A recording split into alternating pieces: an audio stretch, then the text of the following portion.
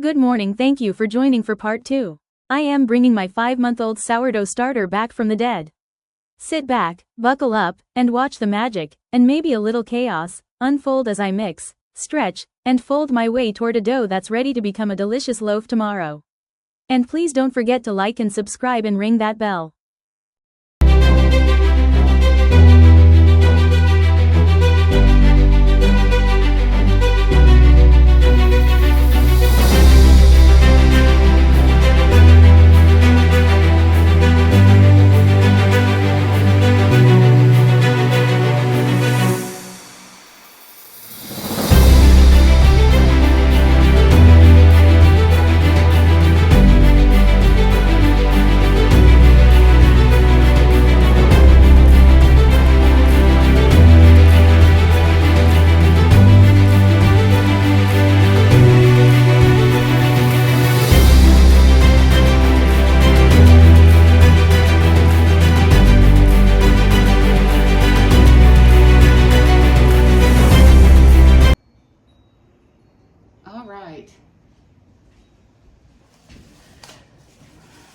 So we are up to our fourth stretch and fold, the final one, and then I will cover this and wait for the remainder of the bulk fermentation process before I go ahead and form it and get it in the refrigerator for tonight. So just a quick recap.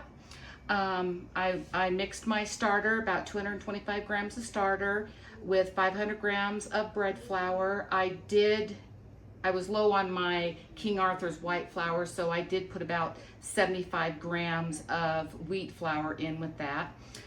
325 grams of filtered water mixed into a shaggy dough.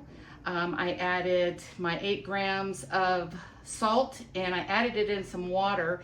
And then at about 45 minutes of letting it sit, I added that salt in. You can put it in when you're mixing it in the shaggy dough, or you can let it rest for that first hour and then add it, which is what I did.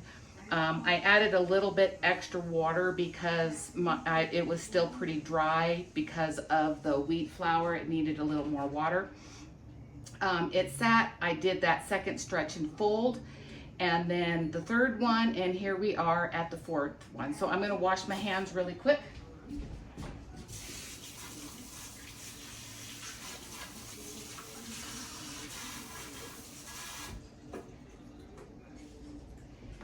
And I have left them wet so that it doesn't stick.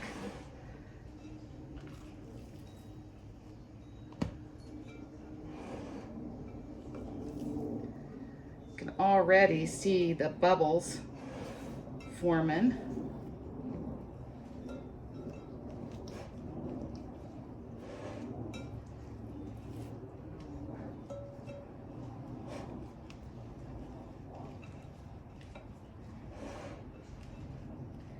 And I just like to tuck my edges in so it's a nice little round ball.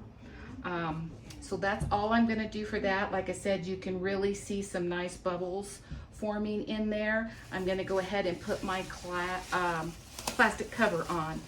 So it is really warm in my house today, and because I don't have the air conditioner on, so it's about 80 in here. So this is gonna rise a lot faster than it does in the cooler months. So I'm gonna be checking this in probably an hour and a half, 2 hours, and see how it's coming along, because I anticipate this being ready for me to get it shaped and in the refrigerator before dinner time. So it is 1:30 right now. So probably about 3:30 I will be back, and I will show you what it looks like at that time and see if we're ready to get it in the Banneton, shaped and in the Banneton, and in the refrigerator for that cold fermentation process.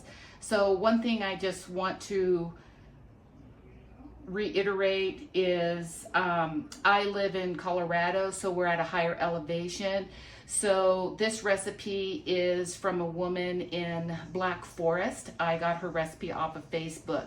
So this recipe works very well for me because it is set for our elevation here. So if you're in another state or at sea level, you know, search around for some recipes in your area that are local that somebody may have posted, and give that a try. And when you find what works best for you, stick with it. Like I said, this one works very well for me, and I will go back through my Facebook posts so I can give credit to her that lives here in Black Forest. So I'll see if I can find that. I hope I can, and I will also post this recipe as well, a picture of it, and then also written in the description. So I will be back in a couple hours. All right, everybody, I am back. It is almost 4:30, so it's been 3 hours, and look at all those big bubbles. So I think we are ready. It's pulling away from the side super easy. It's not sticking too much to my fingers. So let's go ahead.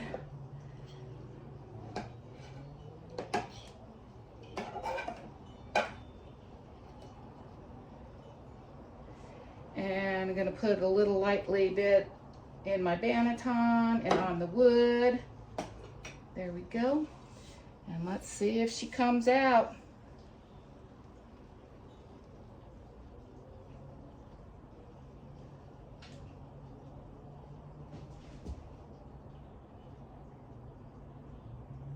Boop. And we're out. Okay, so we are going to shape this. I want my other one.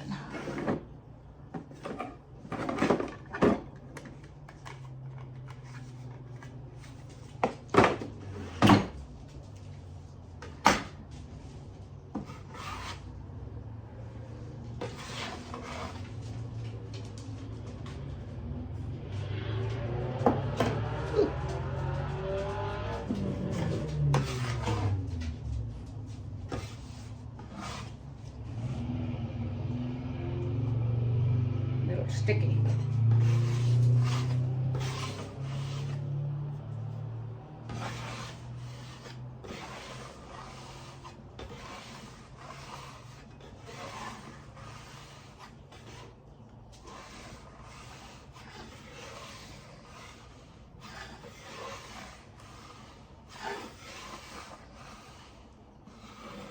Look at them bubbles. All right. So boop, boop, boop, boop, boop. Put a little tension on it. All right, it has been 20 minutes and it has held its shape up pretty good. So I'm gonna sprinkle a little more rice flour. There we go. Now this part I'm not the best at, so, ooh, look at that, it's coming apart. Oh,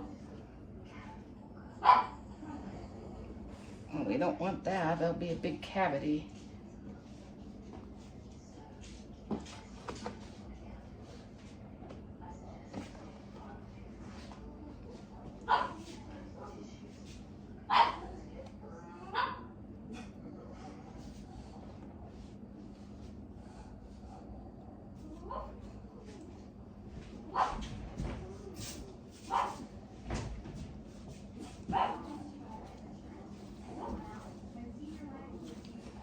Just gonna roll this up.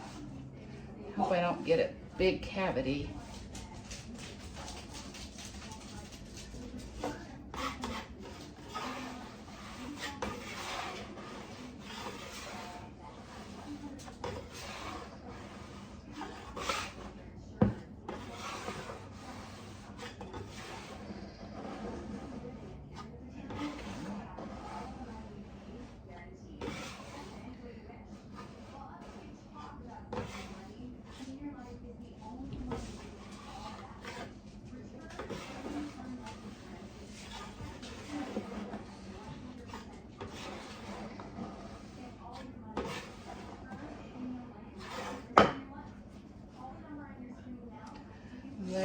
go.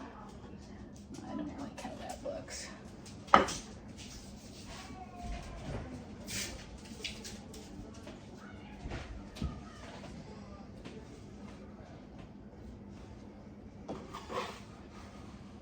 I do better with my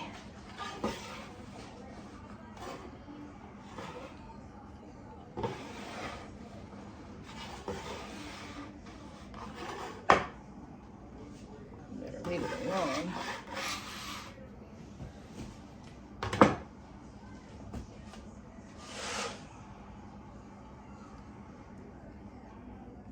I am not good at this stitching up process, so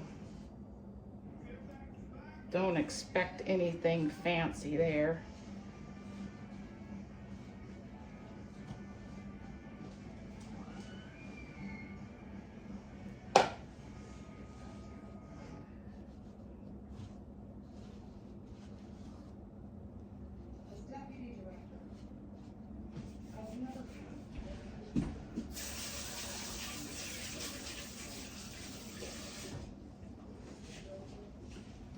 Alrighty, well, we'll have to see how this goes.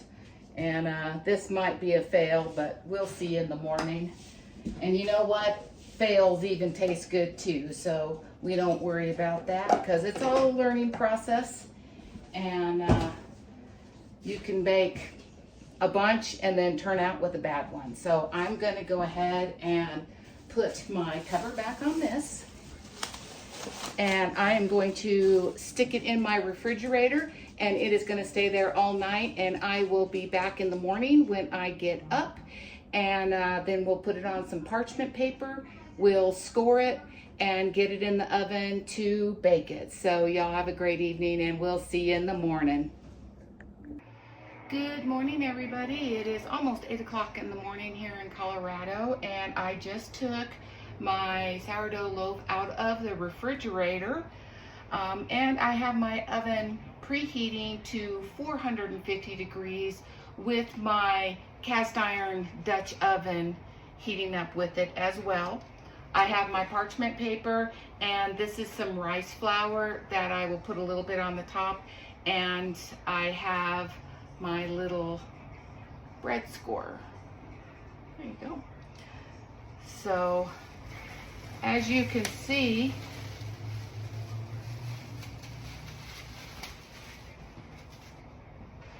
this continued to rise during the cold proof in the refrigerator.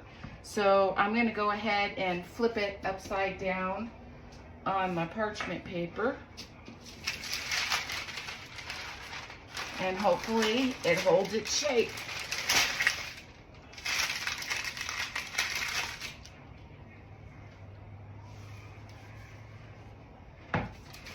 There we go.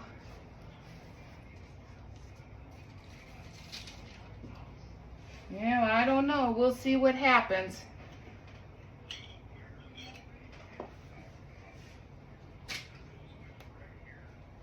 I just have that in my hand. What did I do? Okay. So what I like to do is I will score it here on the side to open it up like a book, and then I just like to put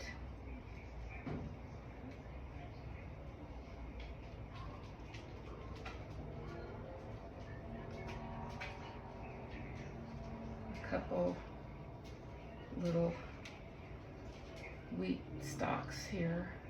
Well, we'll do 3. A small one right there. So it looks like it's flattening a little bit, so hopefully it won't be a hockey puck when it comes out.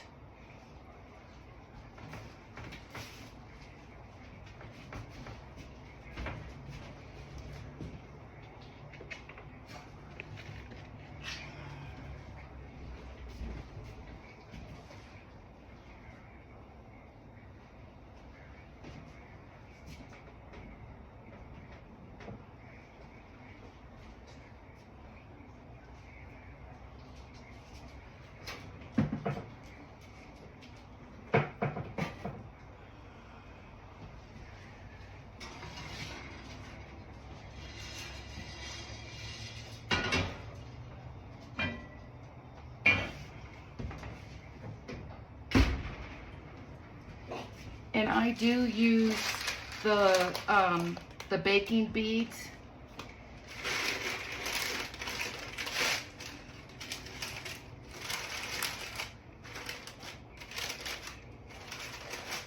In my cast iron.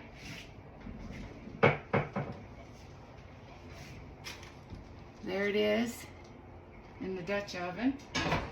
And then for a little bit of steam,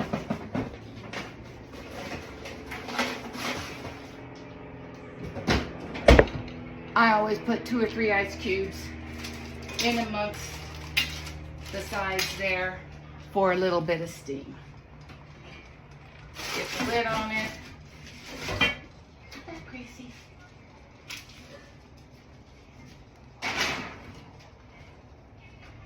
There we go. And I will be back in about 45 minutes and show you what it looks like. Alrighty, I am back. It has been about 45 minutes. I left mine in an extra 5 minutes just because I wanted it a little darker. I'm going to grab it out of the oven and we'll take a peek.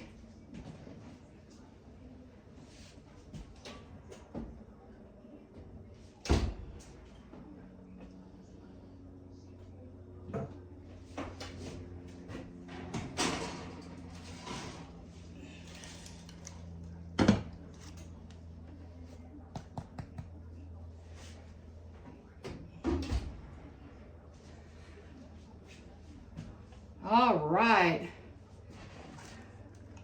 that's hot. See that? Okay, let me turn my oven off. Got a nice crunch on there. Let me see if I can.